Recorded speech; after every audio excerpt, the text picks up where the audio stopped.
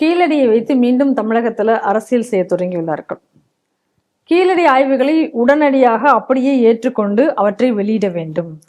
கீழடி ஆய்வு முடிவுகளை ஜீரணிக்க முடியாமல் மத்திய அரசு அதை தள்ளி போட்டு கொண்டே வருகிறது. அதனாலதான் அமர்நாத் பழிவாங்கப்படுகிறார். அவர் அடிக்கடி தேவையில்லாமல் அவரை இடமாற்றம் செய்து கொண்டே இருக்கிறார்கள். அதனால அவர் அது போல செய்யாமல் இருக்கணும் அப்படின்னு சொல்லலாம். இப்ப பல அமைப்புகளும் இதுக்கு கோரிக்கை எல்லாம் வச்சு போராட்டம்லாம் நடத்தி இதை பத்தி பேசிட்டு இருக்காங்க. இதற்கெல்லாம் ஒரு இதுவாக life and times of Keezhadi people அப்படிங்கிற பேர்ல ஒரு டைம்ஸ் ஆஃப் இந்தியாவில் ஒரு கட்டுரை வேற அதுல வெளியாகி இருக்கு. அதுல என்ன சொல்றாங்க அப்படின்னா, அதாவது இதுல இவங்க எல்லாருமே சொல்லிட்டு இருக்கிறது என்னன்னா, இந்த கீழடி ஆய்வுகள் இதுல இருந்து எடுக்கப்பட்டதெல்லாம் கார்பன் டேட்டிங்லாம் இங்கெல்லாம் பண்ணல, அமெரிக்காலேயே பண்ணி அவங்களே சொல்லிட்டாங்க, ஆனாலும் இதை ஏத்துக்க மாட்டேங்கிறாங்க அப்படின்னு எல்லாம் இங்க அது சொல்ற அந்த டாபிக் அப்படிதான் பேசுறாங்க. அப்ப இவங்க என்ன சொல்றாங்க அப்படின்னா, இது 2500 வருஷத்துக்கு முற்பட்டது இது நாகரிகம் என்பது. அது வைகை நதியை ஒட்டி இந்த கீழடி கேட்டது வைகை நதி பார்த்துருக்கு, அதனால வைகை நதி நாகரிகம் அப்படின்னு நம்ம இதை சொல்லலாம் அப்படின்னு சொல்லிட்டு அதை பத்தி ஒரு பெரிய கதையில் இருக்காங்க. அதாவது போட்டில் வந்தாங்க, போட் இருந்தது, அங்க ஃபாரினர்ஸ் எல்லாம் உண்டு போனாங்க அதுல. அப்புறம் இப்படிலாம் ட்ரேட் நடந்தது. அந்த அதில் அங்கே கண்டெடுக்கப்பட்ட அந்த இதையெல்லாம் ஏற்றி இந்த மாதிரி தான் குழந்தைகள் விளையாடினார்கள். அப்புறம் ஹார்ஸை வச்சு, அதாவது குதிரையை வச்சு அங்கே விவசாயம் பண்ணார்கள். அப்படி இப்படின்னு ஒரு பெரிய கதையெல்லாம் அதில் எழுதியிருக்கிறார்கள். நானும் அந்த விஷயம் கொஞ்சம் நிறைய பார்த்தேன். அந்த சைட்டுக்கு நான் போயிருந்தேன் அது ஆரம்பத்தில் எக்ஸ்கவேஷன் சமயத்தில். இப்போ எனக்கு அதுக்கு இந்த விஷயங்களுக்கு போகிறதுக்கு முன்னாடி சில அடிப்படை கேள்விகள், அதே மாதிரி சில அடிப்படை தகவல்களும் அதில் இருக்குது, நம்ம புரிஞ்சுக்கணும். அமர்நாத் ராமகிருஷ்ணா என்பவர் முதல்ல இந்த கீழடி சைட்டை கண்டுபிடிக்கல. ஃபர்ஸ்ட்ல நம்ம இதை புரிஞ்சுக்கணும். இப்படி ஒரு பிம்பம் கட்டமைக்கப்படுகிறது. அந்த பக்கத்துல ஒரு ஆசிரியர், அவரு தான் முதல்ல இந்த பக்கத்துல இருக்கு, இந்த பக்கத்துல ஒரு நல்ல ஒரு ரிச் ஈல்டு இருக்கக்கூடிய இடம் இருக்குங்கக்கூடியது அவர் தான் முதல்ல கொண்டு வர்றார். அவர் கொண்டு பல வருஷமாக தமிழ்நாடு ஆர்கியாலஜி டிபார்ட்மெண்ட் இந்த சைட்டு பக்கம் கூட போகல. முதல்ல அந்த சைட்ல கை வைக்கக்கூடியதே மத்திய அரசுக்குள்ள ஆர்கியாலஜிக்கல் சர்வே ஆஃப் இந்தியா. அப்போ தமிழ்நாடு ஆர்கியாலஜிக்கல் டிபார்ட்மெண்ட் அந்த ஆசிரியர் கொடுத்ததுக்கு அப்புறம் ஏன் அதில் கை வைக்கல? இந்த கேள்விக்கு இவங்க பதில் சொல்லணும். அப்புறம் அமர்நாத் ராமகிருஷ்ணா தோன்றாரு. தோண்டி அதோட ஈல்டு பெரிய அளவில் இல்லைங்கிறது எல்லாருக்கும் தெரியும். கிடைத்திருக்கு சில விஷயங்கள், இல்லைன்னு யாரும் மறுக்கலை. நம்மளும் அதை சந்தோஷமா ஏற்றுக்கிறோம். ஏன்னா நம்ம ஊரை பற்றின விவரம் நமக்கு தெரியறதில்ல, நம்மளையும் கூட சந்தோஷப்படுறது யாராக இருக்க முடியும். அதனால் நம்ம அதை ஏற்றுக்கிறோம். உடனே அவர் ஒரு அரசியல் ஆக்கின உடனே நாங்க ஏஎஸ்ஐ நம்ப போவதில்லை, அந்த சைட் அப்படியே தமிழ்நாட்டு ஆர்கியாலஜிக்கு கொடுக்கணும் அப்படின்னு சொல்லி அந்த நேரத்தில் இவங்க பிரச்சனை பண்றாங்க. உடனே archaeological survey of India Tamil Nadu archaeology department கையில் அதை கொடுக்குது. அதுக்கு பின்னாடி இருந்து வேலை செய்தவர் யார் அப்படின்னு சொன்னா, இப்போ நம்ம ஸ்டாலின் கூடயே இருக்கக்கூடிய உதயச்சந்திரன், அவர் அப்போ அந்த டிபார்ட்மெண்ட்ல இருந்தாரு. அப்போது மாஃபாய் பாண்டியராஜன் அவர்கள் மந்திரியாக இருந்தார்கள். ஸோ ஆட்டோமேட்டிக்காக நமக்கு தெரியும், அவங்க மனைவி கூட கிறிஸ்தவர். ஸோ என்ன லாபி ஒர்க் பண்ணி அதை என்ன அரசியலுக்கு அதை பயன்படுத்த போகிறார்கள் இங்கக்கூடியது நமக்கு நன்றாக தெரியும். இன்னும் சொல்ல போயாச்சுன்னா, வெங்கடேசன் சமீபத்தில் பேசும்போது கூட நான் அழுத்தம் கொடுத்ததுனால தான் தமிழ்நாடு ஆர்கியாலஜி எடுத்தது, இல்லைன்னா எடுத்திருக்காது அப்படின்னாரு. எனக்கு ஒரு விஷயம் எனக்கு என்ன புரியலை அப்படின்னு சொன்னால், ஒரு ஆர்கியாலஜிக்கல் ஃபைண்டிங்ஸ்ங்கக்கூடியதை சயின்ஸ் உறுதிப்படுத்த வேண்டுமா, அரசியல்வாதி உறுதிப்படுத்த வேண்டுமான்னு எனக்கு இன்னைக்கு வர தெரியலை. ஒன்று, சரி, தமிழ்நாடு ஆர்கியாலஜிக்கல் டிபார்ட்மெண்ட் எடுத்தாச்சு.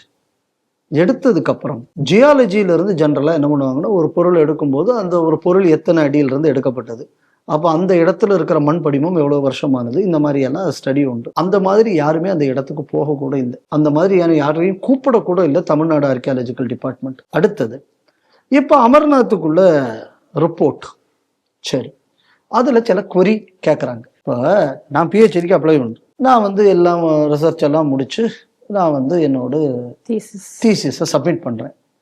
அந்த தீசிஸில் கொரி கேட்கணுமா வேண்டாமா? கேட்கணும். கேட்டுத்தானே சர்டிஃபிகேட் கொடுப்பான். ஆமா, கேட்காம யாரும் சர்டிஃபிகேட் கொடுக்க மாட்டாங்கல்ல. இப்போ அவங்க சில கேள்வி கேட்குறாங்க. அமர்நாத் ராமகிருஷ்ணாவுக்கு அதுக்கு பதில் சொல்றதுல என்ன தயக்கம்? உங்கள்கிட்ட தான் எல்லாம் இருக்குன்னு சொல்றீங்கல்ல. ஆமா, அப்ப ஏன் உங்களுக்கு அந்த தயக்கம்?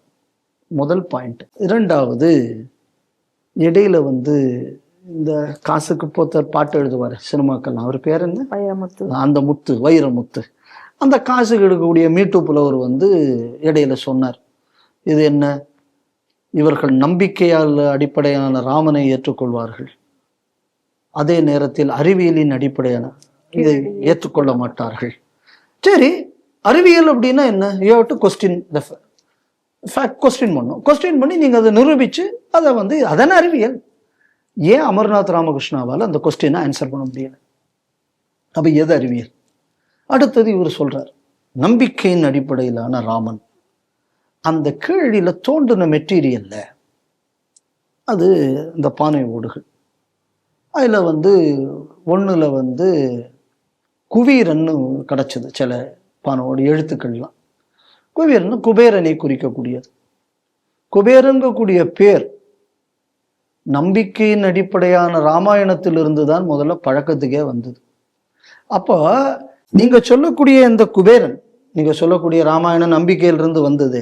அவன் தான் என்ன பண்றான் அப்படின்னு சொன்னா இலங்கையை நிர்ணயிக்கிறான். அப்ப நிர்மாணிக்கிறான். அவனை விரட்டி போட்டு அங்க ராவணன் வராங்கிறது தான் கதையே. அப்ப அவன் பேரைத்தான் இங்க வச்சிருக்குன்னா உங்க கீழடி அறிவியல் என்பது எங்கள் ராமாயண நம்பிக்கையில தானே இருக்கு. அதை முதல்ல புரிஞ்சுக்கணும்ல. இன்னும் சொல்ல போயாச்சுன்னா அங்க கிடைச்ச ஒரு பானை ஓட்டுல கிருஷ்ணனுக்குள்ள கொள்ளுப்பேரன் வஜ்ரனுக்குள்ள பேரும் அங்க இருக்கு. அப்போ நீங்க சொல்லக்கூடிய நம்பிக்கையே அறிவியல்னு சொல்லும்போது அந்த நம்பிக்கையில உள்ள விஷயமெல்லாம் கீழடியில கிடைக்குது. ஆனா அதுக்குள்ள அறிவியல் ரீதியாகத்தான் கேள்வி எழுப்பப்படுகிறது. அமர்நாத்திட்ட நீ அதை செய் இதை செய்யன்னு கேட்கல. அந்த கேள்விக்கு இவரால் ஏன் பதில் சொல்ல முடியல? அறிவியலை நீங்க அரசியலுக்கு அறிவியலை அறகுறையா யூஸ் பண்ணி அரசியல் செய்யலாமா? இது ஒரு முறையா? சரி, இதாவது போட்டு அடுத்தது நீங்க பார்த்தீங்க அப்படின்னு சொன்னா இப்ப என்னடான்னா அங்க உள்ள மண்ட ஓடுகளை எடுத்திருக்காங்களாம். அந்த மண்ட ஓடு வச்சு 2500 ஆண்டுகள் பழமையானது அப்படின்னு சொல்லி அதை என்ன பண்ணியிருக்கான், ஒரு இங்கிலாந்துல உள்ள லேப், அதாவது இந்தியாவிலாம் டெஸ்ட் பண்ணப்படாது, இந்த இங்கிலாந்து யூஎஸ்லாம் இவங்க சொல்லக்கூடிய லேப் எல்லாம் பார்த்தாச்சுன்னா இவங்களுக்கு ஏற்ற மாதிரியான சில ஆட்கள் இருப்பாங்க. அதில் சில சைட் ஆஃப் த ரிப்போர்ட் வரும், சிலது வராது. எனக்கு என்ன, இந்த ஏல் பல்கலைக்கழகம்னு ஒன்று உண்டு. அவன் யாரடா நம்ம நாட்டில் கொள்ளையடிச்சிட்டு போனவங்கிறது, இந்த நம்ம அடிமை தொழிலை வளர்த்தி விட்டவன். அவனுக்குள்ள ஒரு நினைவு சின்ன இங்கே காப்பாற்றப்பட வேண்டும் மெட்ராஸ் ஹைகோர்ட்லன்னு சொல்லி கேஸ் போட்டவனுக்கு தான் இந்த கூட்டங்கள். அதில் தான் அண்ணாதுரை போய் பட்டமெல்லாம் வாங்கிட்டு வந்தது. சார் இந்த லிங்கை நம்ம புரிஞ்சுக்கணுங்கிறதுக்கு சொல்ல வரேன். அப்போ இங்கிறது அதில் அவன் என்ன சொல்லியிருக்கான், அதுக்கு மேலே இந்த அந்த மண்டவோட வச்சு நம்ம பார்த்தாச்சு அப்படின்னா இதில் ஒரு பர்ஷியன் ஃபேஸ் இதில் இருக்குன்னு அவன் ஒரு ரிப்போர்ட்டை கொடுத்துருக்கான். அப்போ இப்போ என்ன ஆச்சு, இப்போ அந்த கைபர் போலன் கணவாய் வழியாக வந்தவர்கள் யாரு? இப்போ அவன் கொடுத்துருக்கான் அவன் ரிப்போர்ட்ல அப்படியும் ஒரு வரி இருக்கு. அப்போ இதை வச்சு நான் ஒட்டுமொத்த தமிழனும் கைபர் போலன் குழாய் வரணும் உங்களை மாதிரி நான் முட்டாத்தனமா சொல்ல முடியுமா? எனக்கு எங்க அப்பா யாரு, என் ஊர் என்னன்னு எனக்கு தெரியும். எனக்கு நம்பிக்கை இருக்கு எங்க அப்பா மேலேயும் தாத்தன் மேலேயும். அதனால எனக்கு எங்க ஊருக்காரன்னு நம்பிக்கை இருக்கு. எவனுக்கு நம்பிக்கை இல்லையோ அவனுக்கு தான் அடுத்தவனுக்குள்ள அப்பா யாருங்கிற ஆராய்ச்சிக்கு போவான். நமக்கு அந்த நம்பிக்கை இருக்கு. இப்போ அந்த ரிப்போர்ட்ல இப்படி ஒரு விஷயம் வந்திருக்கு. இதுக்கப்புறம் இந்த டைம்ஸ் ஆஃப் இந்தியான்னு ஒரு பத்திரிகை, அதில் இன்னைக்கு இந்த ஆர்டிக்கிள் ஏதோ நேத்தியோனோ வந்திருக்கு. அதை பத்தி ஒன்று சொல்றாங்க. கப்பல் அங்கிருந்து வந்தது, அழகங்குளத்துல இருந்து இப்படி உள்ள வந்தது, இங்க சரி இதுக்கெல்லாம் என்ன ஆதாரம்? அழகங்குளத்துல இருக்கிறதுக்கு ஆதாரம் இருக்கு. சரி, அழகங்குளம் சைட் அதுக்கப்புறம் ஏன் யாரும் பெருசா எக்ஸ்கவேட் பண்ணல? கேள்வி வருது இல்லை? சரி, கீழடியும் கூட இன்னும் முந்திய விஷயங்கள் இருக்கக்கூடியது ஆதிச்சநல்லூர். அதை பத்தி ஏன் யாரும் பேச மாட்டேங்கிறீங்க? அகழ்வாய்வு தமிழகத்தின் பழமை அப்படின்னு சொன்னா இது எல்லாமே பண்ணணும்ல. அப்படி இருந்ததுன்னா கீழடி என்னைக்கு அந்த பள்ளிக்கூட வாத்தியார் கண்டுபிடிச்சாலும் அந்த காலத்துல இருந்தே நீங்க செய்திருக்கணும்ல. இந்த அகழ்வாய்வை வைத்து செய்யக்கூடிய ஒரு கீழ்த்தரமான அரசியல் இது. நான் என்ன கேட்கிறேன், அமர்நாத் ராமகிருஷ்ணா இந்த மாதிரியான queryக்கு அவர் முதல்ல பதில் சொல்ல தயாரா இருக்காரு. இப்ப சொல்லட்டும். பதிலே எழுத மாட்டேன்னா எப்படி? இந்தந்த விஷயங்கள்ல உங்கள்கிட்ட கேட்குறாங்க ஒரு ரிப்போர்ட்ல. இல்ல நான் சொன்னது இதனால சரி அப்படின்னாது இவர் பதில் எழுதணும். இல்லை நான் மாத்திக்கிறேன்னு சொல்லியாவது செய்யணும். ரெண்டுல ஏதாவது ஒண்ணு செய்யணும்.